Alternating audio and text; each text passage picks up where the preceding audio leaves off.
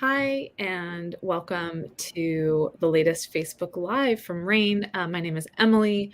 I am a senior Middle East and North Africa analyst here at RAIN, and I'm speaking with my colleague Charlie, who is a global security analyst here at RAIN, with a focus on a lot of things, but Middle East and North Africa certainly a particular topic area. Today, we're going to talk a little bit about Iran, an update on the protest situation there, as well as just discuss more of the sort of regional and global implications of what we're seeing on in Iran and related to Iran. So I wanted to start off by just pointing to the most recent trigger that we've seen related to the protests that are ongoing in Iran that's been getting a lot of mainstream coverage, and that is this rash of executions of protesters who have been charged well, really, they've been charged with this sort of broad act of this broad charge of acting against God, a charge that usually carries a death sentence. Most of the protesters who have been executed have been charged with having killed a member of the Iranian security forces, most often the Basij militia force. And this is generating a lot of attention because it's connected to this really firm pattern of crackdowns that the Iranian government is doing against these protesters, who, of course, have been protesting for months now, on and off, related to the September killing under police custody of Mesha Amini. And so, really, as we've been talking about this in the Middle East North Africa team, there are a few big questions. One of which is, how long are these protests going to last, and what is the political impact going to be? I think first, maybe just thinking on the sort of tactical level, Charlie, when you're looking at these protests, and what are sort of the things that are top of mind for you as you're looking at the domestic security situation in Iran over the coming months? Well, so over the coming months, the biggest things in terms of the domestic security situation in Iran, I'm looking especially at unity of security forces. Are the security forces remaining unified in their approach to the protests? So far, they have been, and so that's pretty much kept a lid on a potential regime collapse or regime stability issues writ large. But how do they continue to remain unified over time? Do we see splits between the IRGC and the Basij, or do we see splits between, more importantly, the IRGC and the Artesh, the Iranian army, that could spell more serious trouble for the Iranian regime domestically? Another thing I'm looking at from a security perspective is, how do the repeated crackdowns affect the protest movement? Does it stay a nonviolent movement? Do we see the growth of violent groups getting essentially fed up with the repeated crackdowns and the protests and decide, we're not going to stay a protest movement, we're going to start undertaking essentially terrorist operations or guerrilla warfare type operations that would um, greater increase the risk of violence across the country. One of the things that is rather interesting to watch from my perspective is the ethnic dimensions of where protests are happening and where they're occurring. Could you maybe talk a little bit about that and how that kind of plays into maybe the more political side of things? Yeah, sure. So, the concentration of protests across the country over the last few months, since mid-September, it's you've really seen protests across all provinces, intermittently, sporadically, but most of the concentration has been, of course, in major cities, including Tehran, but also very much in the northwestern region of Iranian Kurdistan, which is where Mesha Amini was from, and where there are these sort of long-standing grievances against the government. Iran is a really diverse country, and one thing that we've talked about internally when we talk about the geopolitics of Iran is, the current modern government, the Islamic Republic, that's been in place, since the 1979 revolution. They have struggled off and on to exert control and to maintain the stability of all of the sort of peripheral regions and minority occupied regions of the country, that are especially sort of around the peripheral areas of the country outside of that urban core of Tehran. All that to say, it is likely that we continue to see unrest in the northwestern Kurdistan region of Iran. And a really interesting question um, to ask is whether there's a possibility of any sort of spillover or transnational ties sort of growing or changing in any sort of way between the Kurdistan region of Iran and the Kurdistan region of Iraq.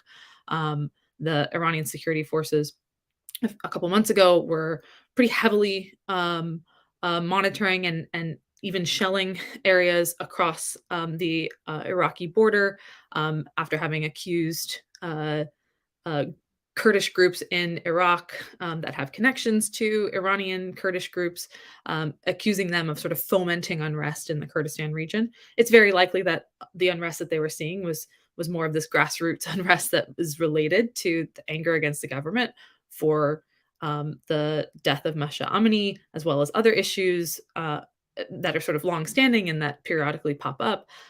But there is a possibility and a chance of an aggravation in the tension between the government of Iraq and the government of Iran over the coming year if we do see any sort of transnational militancy develop and pop up. And I mean, while we're thinking about uh, the sort of issues related to Iran that are outside of Iran proper, it's probably wise right now that we talk about what's been going on in terms of growing tension between Iran and Western countries, Iran and specifically the EU and EU member states. And what we're seeing right now is sort of a growing push within the EU and among some EU member states to sanction Iran's Islamic Revolutionary Guard Corps, the IRGC military force. And we've talked a lot about this internally and how there could be several sort of knock-on effects if the EU does decide to sanction and list the IRGC as a terrorist entity, which of course the United States did under the Trump administration in 2019. I want to say something about what that could look like politically, but then I'd love to know what you think there could be in terms of any sort of security impact of that. But I think politically, what we're watching for is we're thinking about the EU-Iran relationship and this sort of growing tension and this deterioration in their diplomatic ties. One is the potential degradation of the communication channels between the foreign ministry of Iran and the foreign ministries of all these EU countries related to anything, sort of commercial trade, basic security cooperation, counterterrorism. And Iran is not a country that a lot of Western countries have, like deep security cooperation with, but there is an extant channel of communication that they use and that they will use to discuss a whole host of diplomatic and security and economic issues. And if the EU were to sanction the IRGC, which is a very important component of the government in Iran, and increasingly so over recent years, there is going to be some difficulty in communicating on just about anything. There's going to be a huge block, a huge barrier in the communication between Iran and these EU governments. And this, I should mention, before getting your perspective on the security situation, because of this, the drivers to this are one, the crackdowns on protesters within Iran connected to the anti-government protests and the sort of EU member states saying that the IRGC is closely linked with cracking down on these protesters. There's also concern that IRGC-linked plots abroad to arrest or harass dual nationals, that the threat of that is growing. And then there's a whole host of other issues that are aggravating tensions, including Iranian weapon transfers to Russia for use in Ukraine, as well as the simmering issues related to Iranian nuclear proliferation and other sort of issues like proxy militia groups across the region. So all this tension is sort of coming to a head and could result in sanctions. But I am curious what you think we should be watching for in terms of security for that reason. Okay, so I think from a security standpoint, how Iran responds on the security threat it poses is going to depend largely on the action the EU takes. So if they designate one or two individuals in the IRGC, the Iranian response is probably going to be more proportional to that, to that designation. So they're more likely to perhaps designate EU officials individually, or take other smaller scale steps. We might see an uptick, for example, in low level cyber attacks, for example, or more, I would say, more harassing kinds of activities. There would also be probably an increased risk of hostage diplomacy incidents as EU citizens visit Iran, or EU dual citizens visit Iran. But then we can go up the scale to what if the EU designates a whole entity like the IRGC, for example, as a terrorist organization that's on the table. So in that situation, we'd probably be seeing a more um, escalatory approach from the IRGC and from Iranian proxies. So we would be talking about more Iranian plots within Europe targeting especially dissidents, Iranian dissidents, dual nationals.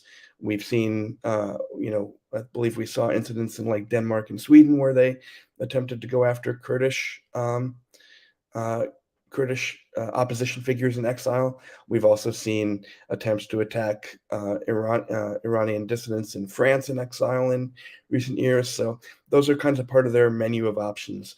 And then in addition to potential attacks abroad in Europe, there would also be a greater risk to Europe for European companies and major European brands working in the Middle East writ large. I'm thinking particularly of in Iraq, where Iranian proxy militias are very active and remain very active against U.S. interests.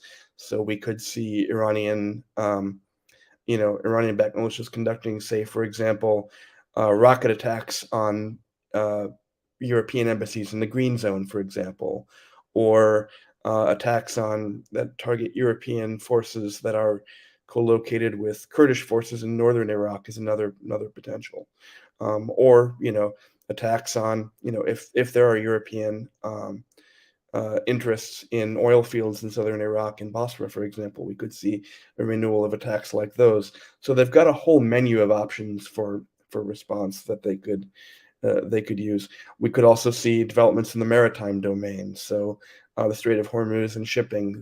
There have been off and on attacks by Iranian, likely the IRGC naval units targeting oil tankers or other bulk shipping containers in the Gulf. So those are all things that I'd be watching for in a more escalatory scenario. Yeah, that all makes sense, and, I think that's probably I know we've only just barely opened the, sort of can of worms that this subject is, but, we should probably wind down the conversation there, and, Yeah. um, but you can find a lot more of our coverage on Iran and other geopolitical issues at rainnetwork.com. Thanks for joining us.